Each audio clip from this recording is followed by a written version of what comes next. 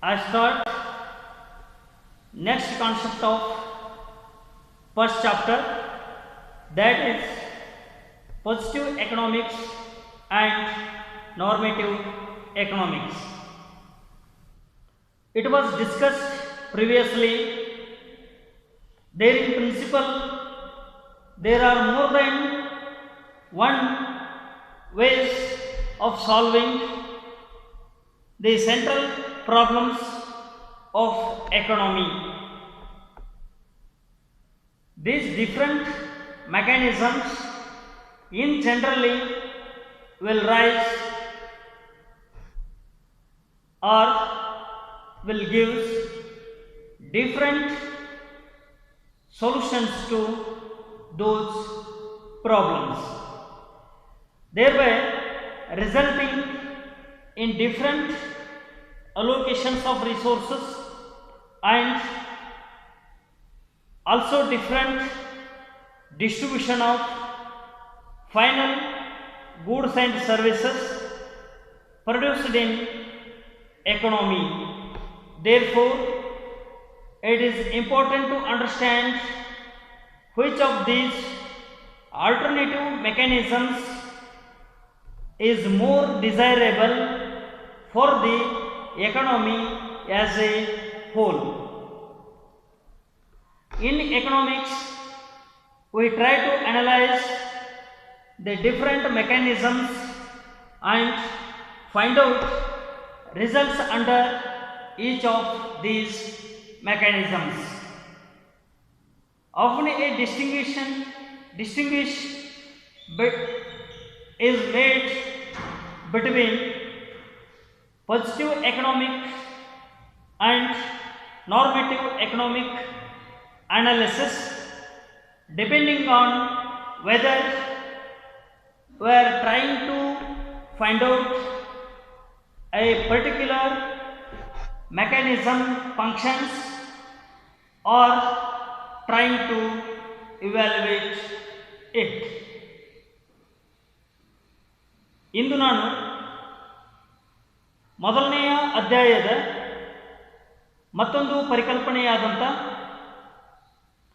ವಾಸ್ತವಿಕ ಅರ್ಥಶಾಸ್ತ್ರ ಮತ್ತು ಮಾದರಿಯ ಅರ್ಥಶಾಸ್ತ್ರದ ಬಗ್ಗೆ ವಿಶ್ಲೇಷಣೆಯನ್ನು ನೀಡುತ್ತೇನೆ.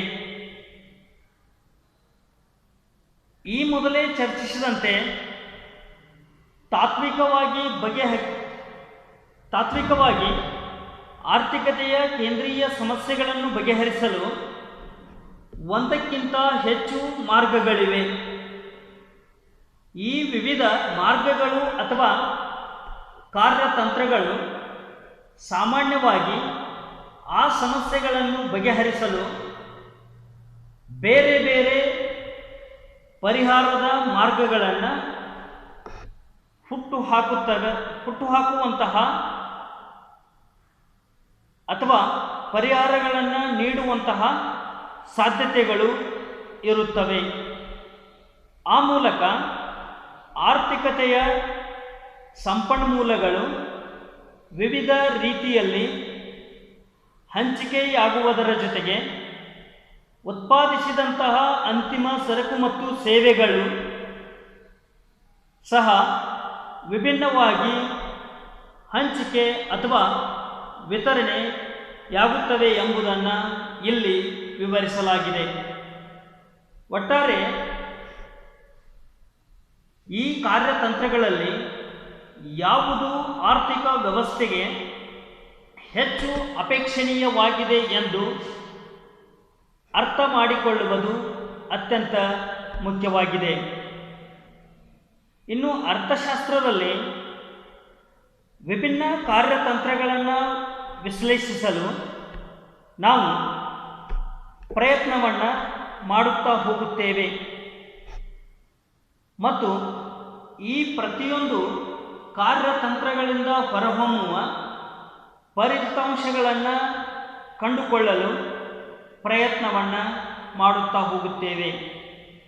ಅಂದರೆ ಕೇಂದ್ರೀಯ ಸಮಸ್ಯೆಗಳನ್ನು ಪರಿಹರಿಸಲು ವಿಭಿನ್ನ ಮಾರ್ಗಗಳಿದ್ದು ಆ ಬೇರೆ ಬೇರೆ ಮಾರ್ಗಗಳಲ್ಲಿ ಯಾವುದು ಆರ್ಥಿಕ ವ್ಯವಸ್ಥೆಗೆ ಅಪೇಕ್ಷಣೀಯವಾಗಿರುತ್ತದೆಯೋ ಅದನ್ನು ಅಳವಡಿಸಿಕೊಂಡು ಆರ್ಥಿಕ ವ್ಯವಸ್ಥೆಯಲ್ಲಿ ಸಂಪನ್ಮೂಲಗಳನ್ನು ಹಂಚಿಕೆ ಮಾಡುವುದರ ಜೊತೆಗೆ ಉತ್ಪಾದಿಸಿದಂಥ ಅಂತಿಮ ಸರಕು ಸೇವೆಗಳನ್ನು ವಿತರಣೆ ಮಾಡಬಹುದು ಎಂಬುದನ್ನು ಇಲ್ಲಿ ವಿವರಿಸಲಾಗಿದೆ. ಹೆಚ್ಚಿನ ವೇಳೆ ಒಂದು ಕಾರ್ಯತಂತ್ರ ಹೇಗೆ ಕಾರ್ಯನಿರ್ವಹಿಸುತ್ತದೆ ಎಂಬುದನ್ನು ತಿಳಿದುಕೊಳ್ಳುವ ಪ್ರಯತ್ನ ಮಾಡುತ್ತಿದ್ದೇವೆಯೋ ಅಥವಾ ಅದರ ಮೌಲ್ಯಮಾಪನ ಮಾಡುತ್ತಿದ್ದೇವೆಯೋ ಎಂಬುದರ ಆಧಾರದ ಮೇಲೆ ವಾಸ್ತವಿಕ ಮತ್ತು ಮಾದರಿಯ ಅರ್ಥಶಾಸ್ತ್ರಗಳನ್ನು ವಿಂಗಡಿಸಿ ಅವುಗಳ ನಡುವಿನ ವ್ಯತ್ಯಾಸವನ್ನು ಗುರುತಿಸಲಾಗುತ್ತದೆ. Then the positive economics, it is the study of what was and what is under the given set of circumstances. It means the positive economics deals with causes and consequences of economy, because the positive economics explains causes and effect relationship of economic variables, and also it can be verified with actual data. Therefore, the positive economics always related to causes and consequences of economic activities. Therefore, the positive economics deals it is a study of what was and what is under the given set of circumstances in economy. In normative economics, it studies what ought to be. It means the normative economics explains what should be and what should not be done in economics. Therefore, the normative economics provides value judgments and it cannot be verified with actual data. Therefore, the normative economics explains the moral values and what ought to be in economy. ಇನ್ನು ಆರ್ಥಿಕ ವ್ಯವಸ್ಥೆಯಲ್ಲಿ ವಾಸ್ತವಿಕ ಅರ್ಥಶಾಸ್ತ್ರವೆಂದರೆ ಆರ್ಥಿಕ ವ್ಯವಸ್ಥೆಯಲ್ಲಿನ ಕೊಟ್ಟಂಥ ಸಂಗತಿಗಳು ಅಥವಾ ಅಂಶಗಳು ಹೇಗಿರಬೇಕು ಮತ್ತು ಎಷ್ಟಿರಬೇಕು ಎಂಬುದರ ಬಗ್ಗೆ ವಿವರಣೆಯನ್ನು ಮಾಡುತ್ತದೆ.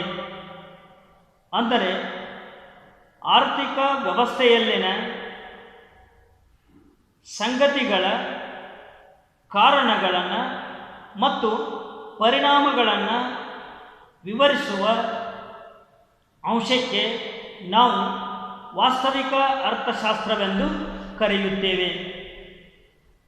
ಏಕೆಂದರೆ ಅರ್ಥಶಾಸ್ತ್ರವು ವಿವಿಧ ಆರ್ಥಿಕ ಚಲಕಗಳ ನಡುವಿನ ಕಾರಣಗಳನ್ನು ಮತ್ತು ಪರಿಣಾಮದ ಸಂಬಂಧವನ್ನು ವಿವರಿಸುತ್ತದೆ.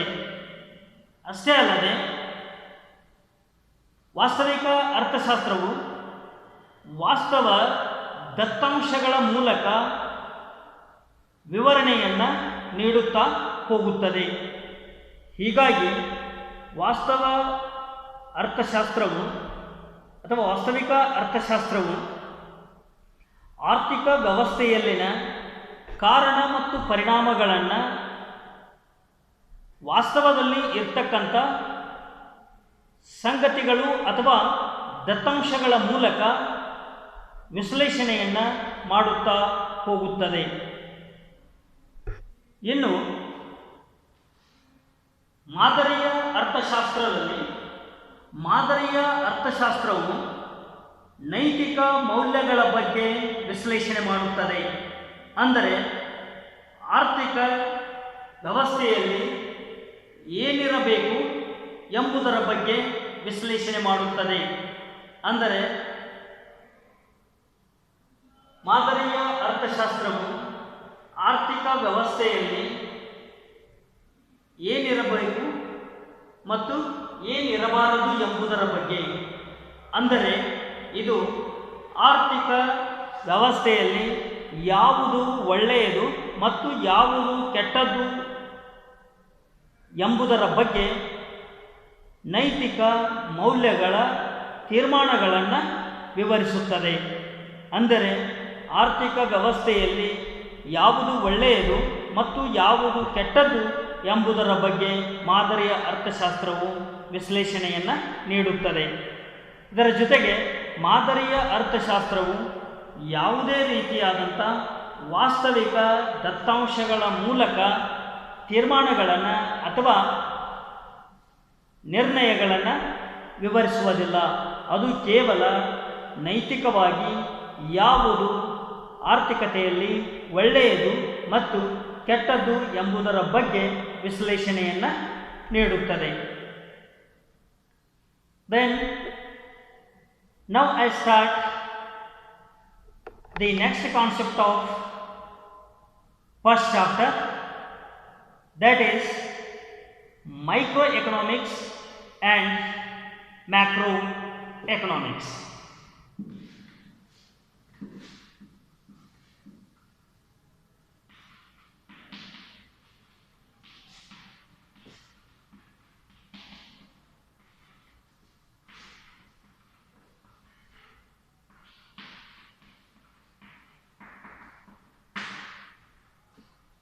Microeconomics and macroeconomics is the last concept of first chapter.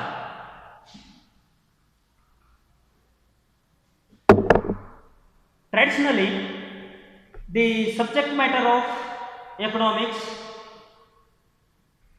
has been studied under the two branches, that is the microeconomics and macroeconomics. Microeconomics, it studies the behavior of individuals, economic agents and small group of individuals. The microeconomics is also known as price theory. Therefore, the microeconomics deals with individual units such as consumer behavior, individual production, individual firm, individual demand, individual supply, and the theory of wages and rent, etc. All these things are the concepts included in microeconomics.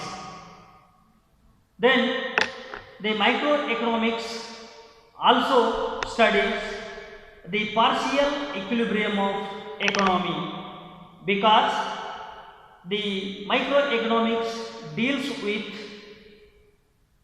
individual aspects of the economy. Therefore, it studies the partial equilibrium of economy. ಇನ್ನು ಮೊದಲನೆಯ ಅಧ್ಯಾಯದ ಕೊನೆಯ ಪರಿಕಲ್ಪನೆಯಾದಂಥ ಸೂಕ್ಷ್ಮ ಅರ್ಥಶಾಸ್ತ್ರ ಮತ್ತು ವಿಶಾಲಾತ್ಮಕ ಅರ್ಥಶಾಸ್ತ್ರದ ಬಗ್ಗೆ ವಿವರಣೆಯನ್ನು ನೀಡುತ್ತೇನೆ. ಅಂದರೆ ಸಾಂಪ್ರದಾಯಿಕವಾಗಿ ಅರ್ಥಶಾಸ್ತ್ರದ ವಿಷಯ ವಸ್ತುವನ್ನು ಮುಖ್ಯವಾಗಿ ನಾವು 2 ಭಾಗಗಳಲ್ಲಿ ವರ್ಗೀಕರಿಸಿ ಅಧ್ಯಯನ ಮಾಡುತ್ತೇವೆ. ಅವುಗಳೆಂದರೆ ಸೂಕ್ಷ್ಮ ಅರ್ಥಶಾಸ್ತ್ರ, ಮತ್ತೊಂದು ವಿಶಾಲಾತ್ಮಕ ಅರ್ಥಶಾಸ್ತ್ರ. ಸೂಕ್ಷ್ಮ ಅರ್ಥಶಾಸ್ತ್ರವೆಂದರೆ ಆರ್ಥಿಕ ವ್ಯವಸ್ಥೆಯ ಚಿಕ್ಕ ಚಿಕ್ಕ ಘಟಕಗಳನ್ನು ಅಧ್ಯಯನ ಮಾಡುವುದಕ್ಕೆ ಸೂಕ್ಷ್ಮ ಅರ್ಥಶಾಸ್ತ್ರವೆಂದು ಕರೆಯುತ್ತೇವೆ. ಅಂದರೆ ವೈಯಕ್ತಿಕ ಘಟಕಗಳ ಬಗ್ಗೆ ಅಧ್ಯಯನ ಮಾಡುವುದೇ ಸೂಕ್ಷ್ಮ ಅರ್ಥಶಾಸ್ತ್ರ. ವೈಯಕ್ತಿಕ ಘಟಕಗಳೆಂದರೆ ಇಲ್ಲಿ ವೈಯಕ್ತಿಕ ಅನುಭೋಗಿದಾರ ಅಥವಾ ಆರ್ಥಿಕತೆಯ ವೈಯಕ್ತಿಕ ಸಣ್ಣ ಘಟಕಗಳು, ಒಂದು ಉದ್ದಿಮೆಯ ಸಂಸ್ಥೆಯ ಉತ್ಪಾದನೆ, ಒಬ್ಬ ಅನುಭೋಗಿದಾರನ ಬೇಡಿಕೆ, ಒಂದು ವಸ್ತುವಿನ ಪೂರೈಕೆ ಮತ್ತು ಕೂಲಿಯ ಸಿದ್ಧಾಂತ, ಗೇಣಿಯ ಸಿದ್ಧಾಂತ ಮುಂತಾದವುಗಳನ್ನು ಅಧ್ಯಯನ ಮಾಡತಕ್ಕಂಥ ಶಾಸ್ತ್ರವನ್ನು ನಾವು ಸೂಕ್ಷ್ಮ ಅರ್ಥಶಾಸ್ತ್ರವೆಂದು ಕರೆಯುತ್ತೇವೆ. ಅಂದರೆ ಇಲ್ಲಿ ಆರ್ಥಿಕ ವ್ಯವಸ್ಥೆಯ ವೈಯಕ್ತಿಕ ಘಟಕಗಳನ್ನು ಅಧ್ಯಯನ ಮಾಡಲಾಗುತ್ತದೆ. ಹೀಗಾಗಿ ಸೂಕ್ಷ್ಮ ಅರ್ಥಶಾಸ್ತ್ರವನ್ನು ನಾವು ಬೆಲೆಯ ಸಿದ್ಧಾಂತ ಎಂತಲೂ ಕರೆಯುತ್ತೇವೆ. ಒಟ್ಟಿನಲ್ಲಿ ಸೂಕ್ಷ್ಮ ಅರ್ಥಶಾಸ್ತ್ರವು ಆರ್ಥಿಕ ವ್ಯವಸ್ಥೆಯ ವೈಯಕ್ತಿಕ ಘಟಕಗಳನ್ನು ಅಧ್ಯಯನ ಮಾಡುವುದರಿಂದ ಇಲ್ಲಿ ಆರ್ಥಿಕ ವ್ಯವಸ್ಥೆಯ ಭಾಗಶಃ ಸಮತೋಲನವನ್ನು ಅಧ್ಯಯನ ಮಾಡಲಾಗುತ್ತದೆ. ಅಂದರೆ ಸೂಕ್ಷ್ಮ ಅರ್ಥಶಾಸ್ತ್ರವು ಆರ್ಥಿಕ ವ್ಯವಸ್ಥೆಯ ಭಾಗಶಃ ಸಮತೋಲನದ ಬಗ್ಗೆ ವಿವರಣೆಯನ್ನು ನೀಡುತ್ತಾ ಹೋಗುತ್ತದೆ. Then macroeconomics, it studies economy as a whole. It means the aggregate study of economy is called as macroeconomics. The macroeconomics deals with total output, aggregate demand, aggregate supply, aggregate employment and aggregate price level.